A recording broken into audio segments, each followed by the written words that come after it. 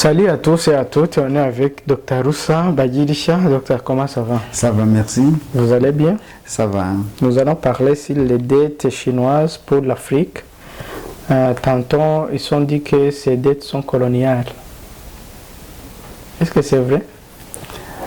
Bon, écoute, il faut savoir c'est qui le dit, c'est qui. Ça ne peut pas t'étonner, ceux qui disent que la dette chinoise est coloniale, ce sont les Occidentaux qui le disent. Ce sont les colonisateurs qui le disent. La Chine, la Russie, ils n'ont pas d'idéologie colonialiste. Ils n'ont jamais colonisé depuis l'État. Ce sont les colonisateurs qui sont en train d'attribuer leur caractère aux autres. La Chine n'est pas colonisatrice. Il ne sera jamais colonisatrice. La Russie n'est pas colonisatrice. Jamais. C'est l'Occident qui est colonisateur. Et l'Occident est colonisateur depuis. Il est esclavagiste et colonisateur jusqu'à présent. Jusqu'à peut-être. C'est pas demain la veille qu'il lâche l'Afrique. C'est pas demain la veille. Il ne veut pas lâcher l'Afrique. C'est l'Afrique qui doit se débarrasser de l'Occident. Mais donc, c'est-à-dire, ça c'est un signe de concurrence. On est en train de se battre sur l'Afrique comme c'est leur propriété privée. Ils ne veulent pas quelqu'un d'autre qui approche l'Afrique. On est en train, heureusement, ils te montrent que la colonisation n'est pas une bonne chose. Ils sont en train de dire que la Chine, si la Chine est colonisateur, que c'est un péché. Si le colonisateur il est coupable, c'est-à-dire que c'est l'Occident qui est plus coupable, puisque c'est lui qui est colonisateur. C'est ça. L'Afrique devait maintenant, au vu les savoir et reconnaître que la colonisation est un crime. Si ce n'est pas un crime, pourquoi ils ont perdu de la Chine? Si la colonisation est une bonne chose, nous l'avons subi. Alors, si la colonisation est une bonne chose, ce n'est pas un péché pour la Chine de coloniser. Alors, est-ce que la colonisation est une bonne chose? C'est ça. Ce sont les colonisateurs qui ont tenté de montrer que la colonisation n'est pas une bonne chose. Mais les coloniser sans faute, ça le problème.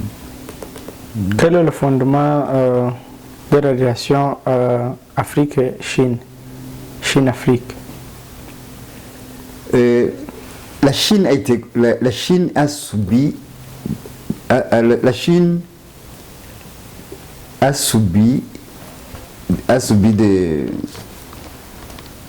de multiples crimes depuis l'Occident. Vous savez tous les deux guerres de l'opium.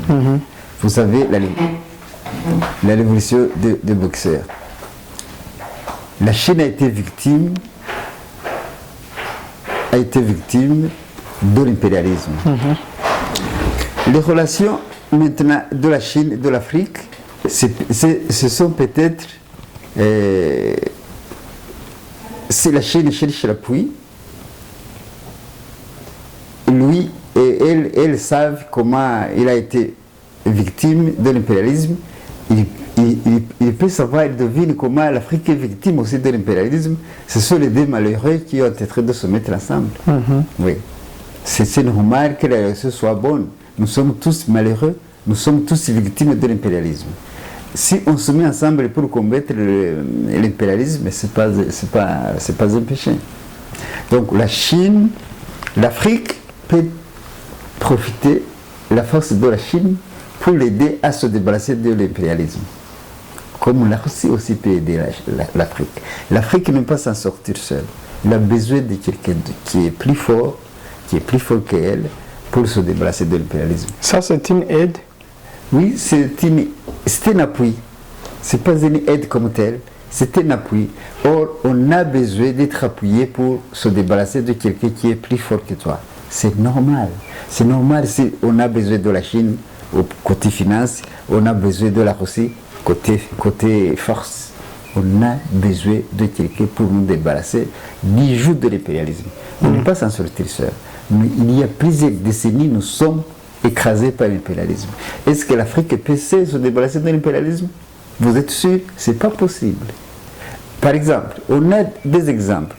Le Mali, le Centrafrique, le Burkina Faso. Aujourd'hui, ne seraient plus des pays. Ils seraient détruits comme Somalie et Libye si la Russie n'était pas là. Que cela ne tenait pas si on est en train d'accuser le Mali de collaborer avec les Wagner. Ils vont te dire que les Wagner sont des diables. Ça, ils n'ont même pas honte. Ils ont dit dernièrement que la relation, les relations entre la Russie et la Chine, on dit que c'est là que c'est du mal. Donc tout ce qui n'est pas l'Occident, c'est mal. Tout ce qui n'est pas l'Occident, c'est Satan. C'est ça? C'est nous. Vous êtes habitués à ça. On a dit que la Russie, la Chine, les coopérations, les associations, c'est là que c'est du mal. Ça, depuis longtemps, les gars disaient que la Russie, c'est là que c'est du mal. Là que c'est du mal, pourquoi? Parce qu'il n'est pas les rivaliers, il n'est pas occidentaux. C'est ça. Oui. Si l'Afrique veut s'appuyer avec la Chine, est-ce qu'ils vont s'appuyer avec ses dettes? Ou bien ils peuvent s'appuyer avec la construction des industries, comme vous le dites, que l'Afrique a besoin des industries pour que l'économie soit développée? Oui, c'est à l'Afrique de faire son choix. Ces dettes, si les dettes viennent pour l'industrialisation de l'Afrique, c'est qu'ils soient les bienvenus. Mais en s'appuyant, la Chine peut dire à l'Afrique qu'ils ont besoin des industries, pas de dettes pour la construction des routes. C'est ça ce que je dis. Les dettes, s'ils sont bien choisis, si on contracte des dettes pour industrialiser le pays, ces dettes sont les bienvenues. Mais si les dettes, comme on en a l'habitude de les faire avec la Banque mondiale, avec la FMI, les dettes avec des conditions, avec des conditionnalités qui ne peut pas permettre à l'Afrique de pousser, de décoller, c'est exécrable. C'est exécrable. C'est à vomir. On n'a pas besoin de ces dettes. Et en plus... Mais ce sont les dettes que l'Afrique est en train de prendre. Non, pour la Chine, les Africains ont pris les dettes pour construire les routes dans la Chine. Okay, je te comprends. Mais aujourd'hui, c'est que la situation actuelle, ce n'est pas louable parce que l'Afrique n'est pas libre. L'Afrique n'est pas libre pour contracter des crédits qui sont rentables. L'Afrique est toujours, il a des pas. Il a le pied à l'Occident, le pied à l'Orient. Ça, il est déséquilibré. Ce que je dis, c'est que si l'Afrique est équilibrée, si l'Afrique est libre, il peut bien raisonner économiquement. Sinon, il est toujours dans l'habitude, il est toujours dans les sentiers battus avec les dettes qu'il est habitué de prendre à la FMI, avec les dettes qui sont trop dures par rapport aux dettes de la Chine. Il prend les dettes de la Chine comme il a l'habitude de les prendre à la FMI. Il ne songe pas à la rentabilité des dettes. Il trouve que la Chine donne les dettes facilement, mais il n'a pas eu le temps de très bien raisonner sur les dettes. On n'a pas cette habitude. On ne nous a pas éduqués dans ce sens. C'est l'Afrique qui doit s'éduquer maintenant. Voilà, si il décide de prendre les dettes, il prend les dettes pour industrialiser les pays. L'Afrique n'a pas besoin de ces routes. Si tu demandes la dette avec les pays développés pour construire les routes, ils répondent très vite parce qu'ils ont besoin de ces belles routes. Mais ce n'est pas ça qui va développer l'Afrique. C'est ça ce que je dis. Est-ce que la Chine comme partenaire ne peut pas aider dans ce... il ne peut pas aider l'Afrique à le dire comment ils peuvent utiliser ces dettes? Non, la Chine n'est pas encore... La Chine, il a toujours des limites. Parce que l'Afrique est toujours là à l'Occident. Donc il ne peut pas s'engager. Il a toujours des limites. Parce que même si la Chine, quelques gestes qu'il fasse, il y a la crise, il y a toujours le bruit à l'Occident. L'Occident fait beaucoup de bruit. Il dit la Chine, attention, la Chine vient, la Chine vient, la Chine vient. Partout, on alerte comme la Chine c'était un voleur ou que la Chine c'était un envahisseur. Donc, il n'est pas, aujourd'hui, il n'est pas à mesure de donner des conseils. Mais plus tard, il y aura lieu de se mettre sur la table, de s'attendre. Dans ce cas, si la Chine peut trouver que l'Afrique n'est plus de deux côtés, dans ce cas, il y a moyen d'aider. Et on n'a même pas besoin de cette aide. Les Africains eux-mêmes peuvent juger ce qui est bien, ce qui est mauvais. Oui. Ils ont l'expérience avec les familles. Ils ont l'expérience l'expérience des dettes. Ils savent quand même que les dettes qu'ils ont contractées à les familles n'ont pas poussé l'Afrique à 1 centimètre carré de développement. On n'est pas resté dans ces conditions. Mais tantôt, les Chinois ont donné au Congo des milliards de dollars pour exploiter les minerais du Congo. En donnant au Congo les armes. Non, la situation du Congo est exceptionnelle. Le Congo est en guerre. Ça, c'est normal. Quand un pays est en guerre, il ne faut pas prendre l'exemple. Le pays est en guerre. La sécurité, c'est priorité pour les paysans. Tu ne peux pas passer au développement si tu es en guerre. Ce n'est pas possible. Il faut d'abord pacifier le pays et puis se développer. Pourquoi la Chine n'est pas en train d'aider le Congo à pacifier le pays? Et il est en train d'aider le Congo. Non, dans la philosophie des Chinois, ils ne participent pas dans les guerres. Mais ils sont en train de participer avec l'aide des armes. Non, l'aide des armes, ce n'est pas le participer. Parce que tu peux me donner les armes, mais je ne te donne pas les utilisateurs. Ça, je ne vais pas participer. Si tu achètes comme tu peux acheter ailleurs. Donc, c'est ça l'habitude de Chine. Ce n'est pas comme l'Occident. Si c'était l'Occident, il peut venir sur le terrain, utiliser ces armes. Tu vas les payer, mais j'ai envoyé même les techniciens. Tu vas payer également. Ça, ce n'est pas la philosophie de la Chine. La Chine, quand il est à la guerre, il se met à côté. C'est ça. Il peut te donner des armes. Ça, c'est normal. Même si la Chine ne te donne pas, tu les prends ailleurs. Oui. Mais tantôt, on a entendu en Ouganda que la Chine a vendu l'aéroport d'Entebbe. Il a vendu? Non, l'aéroport d'Entebbe est toujours ougandais. Il n'y a pas longtemps que j'ai parce qu'ils n'ont pas payé. Ils ont pris en otage l'aéroport d'Entebbe parce que les Ougandais n'ont pas payé les dettes de la Chine. Non, ça on vous a menti. Et l'Ouganda a contracté une dette pour élargir l'Entebbe, l'aéroport. Mais les 250 millions, je pense, de dollars, l'Ouganda n'a rien fait sur l'aéroport. La Chine a constaté ça. Il a dit, la dette que vous avez contractée pour l'aéroport, en fait que l'aéroport puisse réaliser assez de recettes pour payer la dette, vous ne faites rien. La Chine est venue en Ouganda pour aider dans la gestion de cette dette. Il n'a pas pris l'aéroport, mais ils ont géré l'aéroport pour pouvoir élargir l'aéroport et se faire payer. C'est ça. C'est ce qui est tout à fait normal. Même les Ougandais étaient très contents. On a chassé même le ministre de Finances à cause de ça. Les Ougandais étaient très contents. Je ne sais pas si tu as vu, on a accueilli les Chinois d'une façon solennelle. On a montré ça à la télévision. Ils étaient très contents, les Ougandais. Le président dit moi, il était très content. Oui. Parce que la Chine a participé dans le management pour qu'ils puissent se faire payer et élargir l'aéroport. En fait que l'aéroport continue à augmenter les recettes, donc il va payer et puis augmenter les recettes pour le pays. Mais on n'a pas monopolisé. Ce n'est pas les Chinois qui gèrent l'aéroport. Parce que ça, c'est même quand tu es à l'aéroport, tu ne trouves pas. Ils sont dans le management.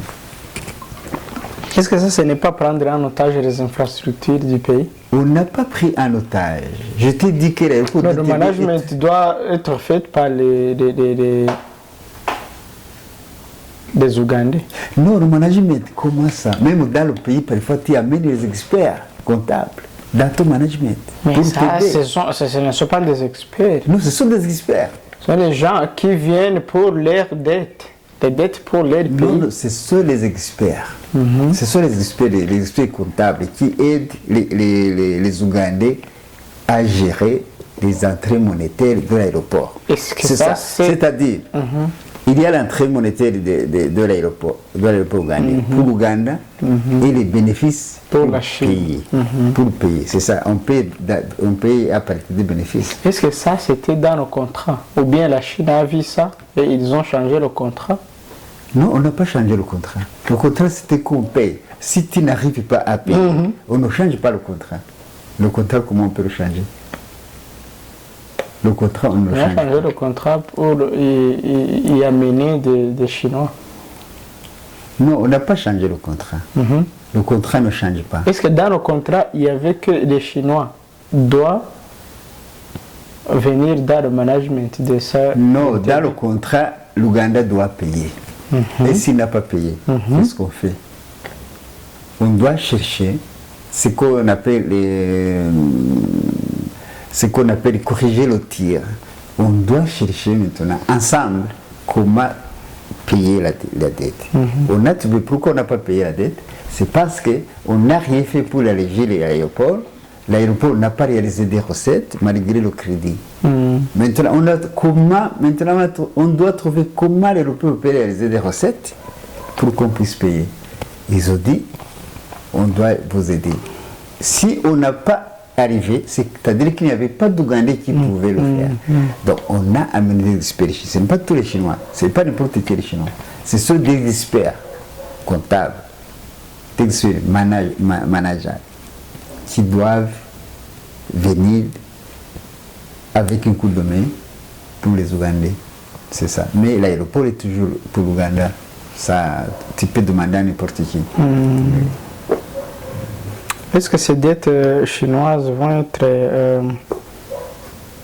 développer l'Afrique contrairement à celle des impérialistes?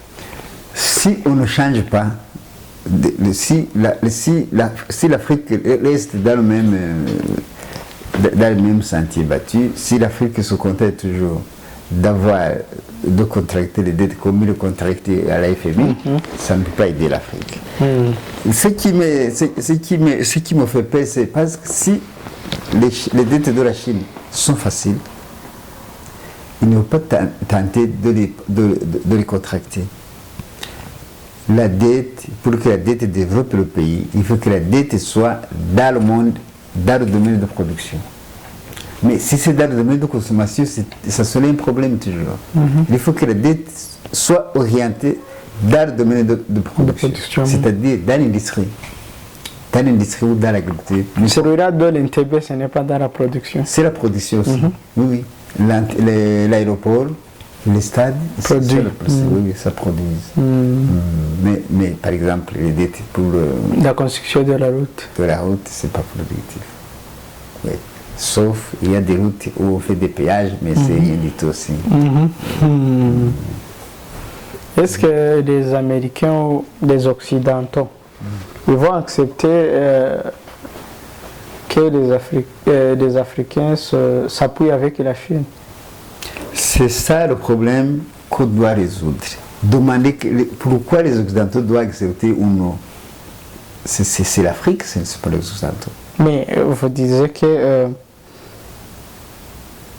la main est à l'Occident et l'autre main est à l'Orient. Non, il faut couper le main.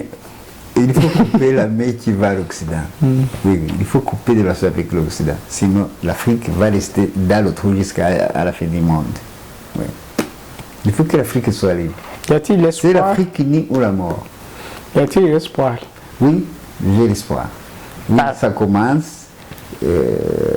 ça commence à donner l'espoir, la lueur de l'espoir. Oui, ça commence. Pourquoi? Parce que, écoute, il n'y a pas l'empire qui soit éternel. L'empire américain n'est pas éternel. Il est au déclin. Il va chuter bientôt. Pas plus tard. L'espoir, c'est qu'il y a un progrès dans certains pays comme à l'Afrique de l'Ouest, comme la Centrafrique. C'est-à-dire que c'est possible. Aujourd'hui, on peut voir que c'est possible. Avant, on ne pouvait pas y penser. Même ce que nous sommes en train de dire aujourd'hui, on ne le pensait pas avant. Tu n'as jamais pensé que la Chine peut avoir autant de force. Tu n'as jamais pensé que la Chine peut donner la dette à l'Afrique. Jamais. Nous avions l'habitude de savoir que la Chine dote des dettes à l'Amérique, pas en Afrique. Si aujourd'hui, l'Afrique commence à approcher la Chine, avant, ce n'était pas possible. Oui. Donc, ça va changer. Enfin, pour conclure, qu'est-ce que les Africains peuvent s'y attendre pour les Chinois? Les Africains ne doivent pas attendre quelque chose ailleurs. Les Africains doivent d'abord attendre à leur souveraineté. C'est la priorité pour l'Afrique. Il faut que l'Afrique retrouve sa souveraineté. Comme au Mali et Burkina Faso on a pu récupérer la souveraineté. Il faut que l'Afrique récupère sa souveraineté. Et puis il va penser aux alliances. Alliances à géométrie variable. C'est-à-dire l'alliance avec qui tu veux et quand tu le veux. C'est l'alliance à géométrie variable dont l'Afrique a besoin. Ce n'est pas les alliances. Les anciennes alliances, ce ne sont pas des alliances, ce sont des patrons. Ça, il faut que l'Afrique rejette les patrons. Il faut des alliés. Alliance à géométrie variable. Oui. À part du Mali et Burkina Faso, il y a des autres pays de l'Afrique. Centrafrique également. Oui. Centrafrique. Centrafrique et Mali, Burkina Faso. Oui. Il n'y a pas d'autres. 3 pays parmi 53 pays. 53. Non, 53 à part de l'Éthiopie. Qui n'a pas été colonisé. Oui, ça c'était à raison, c'est vrai. Est-ce que les 53 pays les 50 combien pays qui restent, ça donne de l'espoir pour les Africains? Oui, écoute, là c'est tout à fait normal. Même les États-Unis d'Afrique, ils ont commencé avec... D'Amérique. Ils ont commencé avec 13 pays. Aujourd'hui c'est combien? C'est 50, plus 17 territoires. 67. Ça a commencé avec 13. Mais c'était dans l'aile que la technologie n'a pas été évoluée. Maintenant, la technologie est là. Comment? Est-ce que pour signifier, il faut des technologies? Pour le monde de technologie, il y a des informations qui vont ailleurs et ils peuvent aider aux Occidentaux de penser que vous êtes en train de s'appuyer avec la Chine. Oui, l'information passe vite, c'est vrai, mais dans ces derniers jours, l'information passe vite et c'est un avantage pour l'Afrique. Ça, ce n'est pas un inconvénient. Ça peut être un avantage pour l'Afrique quand l'Afrique est avancée en technologie. Non, même si on profite de la technologie des autres. On peut profiter de la technologie des autres. Oui. Quand votre appel passe au Paris pour appeler un autre Africain, est-ce qu'il faut profiter de ça? Non, il faut le savoir. Quand tu le sais, tu sais comment contourner. C'est pour cette raison qu'on a acheté le satellite africain. Oui. Mais avant, peut-être on ne pouvait pas savoir ça. Mais aujourd'hui, tu le sais. Quand tu le sais, quand tu découvres un problème, tu le résous. Mais quand tu n'as pas connaissance de ce problème, si ce problème n'existe pas, il n'y a pas de solution. Mais quand tu arrives à connaître qu'il y a un problème, on cherche la solution. Et la solution se trouve. Oui, aujourd'hui, l'Afrique a besoin d'autres satellites. On en aura. Déjà, la Russie a promis un autre satellite. Donc, tout, quand il y a un problème... Mais les Africains seraient contents si vous dites que peut-être l'Afrique du Sud a promis ça. Mais vous êtes en train de dire que la Russie a promis ça. Oui, l'Afrique du Sud n'en a pas. Et aussi, il a besoin de profiter comme les autres. Mais si la Russie nous donne ce satellite, peut-être ça va permettre à l'Afrique de développer les satellites. Mais ce n'est pas ça la priorité. La priorité pour l'Afrique, ce n'est pas les satellites. La priorité, c'est la souveraineté. Je dis toujours, la priorité, c'est la souveraineté. On peut avoir ces satellites et si on n'est pas libre, ça ne sert à rien d'en avoir. Ouais. Est-ce que la souveraineté de l'Afrique donne l'espoir? Oui, oui. Et c'est une nécessité. Pourquoi? Parce que maintenant au Congo, il y a des gens qui sont là, hein, les SADC, les East African Community, ils sont en train de combattre là au Congo. C'est ça, parce qu'on n'a pas cette souveraineté. Si on n'a pas de souveraineté, il n'y a pas de guerre au Congo. En fait, quelque chose de malheureux. Bon. Si l'Afrique est malheureuse aujourd'hui, il va trouver des solutions. Et les solutions pour l'Afrique, la première remède, c'est la souveraineté. Chercher la souveraineté, ça ne demande pas des bombes atomiques, ça ne demande pas des milliards de dollars. Oui, c'est la volonté, c'est tout. Il faut avoir cette volonté. Et avec les problèmes que l'Afrique est en train de rencontrer, de ne pas pouvoir résoudre, on va avoir cette volonté. Mais l'Afrique a vécu de ces quelque chose de malheur. Qu'est-ce qui est bon maintenant pour l'Afrique? Non, le malheur... Il a vécu de la colonisation, il a vécu de l'esclavagisme. À quel malheur qui était bon pour l'Afrique? Non, il n'y a pas de malheur qui soit bon. Mais dans ces conditions, le colonisateur et l'esclavagiste, il était très fort. On ne pouvait pas se débarrasser de l'impérialisme. Mais aujourd'hui, il a perdu la force. C'est l'Afrique qui devrait profiter maintenant pour se débarrasser de ces malheurs. Il ne faut pas que ça se répète plusieurs fois. On a vécu ça avec, on a vécu avec l'esclavagisme, on a vécu dans la colonisation, on a vécu dans la néocolonisation. Il faut que ça s'arrête. Il faut que ça s'arrête. Et c'est possible de s'arrêter. Parce qu'aujourd'hui, nous avons des forces à côté qui peuvent nous appuyer. Comme j'ai l'habitude de vous donner le même exemple, comme quand l'Amérique voulait se débarrasser du royaume d'Angleterre, c'est la France qui a aidé. C'est normal que l'Afrique aussi soit aidée par quelqu'un d'autre.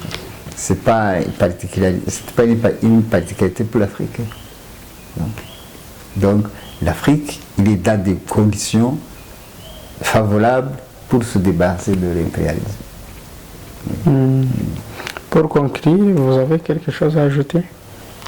Bon, je répète toujours, je dis aux Africains de savoir la priorité. La priorité, c'est la souveraineté. L'Afrique doit s'unir ou mourir. C'est ça comme a dit Kwame Nkrumah. Si l'Afrique nous la mort, c'est ça.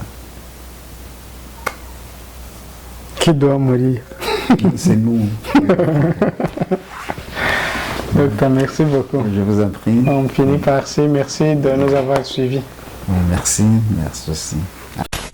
Si la jeunesse africaine ne libère pas l'Afrique, son continent d'avenir, ce sera l'avenir des autres, pas l'avenir des Africains.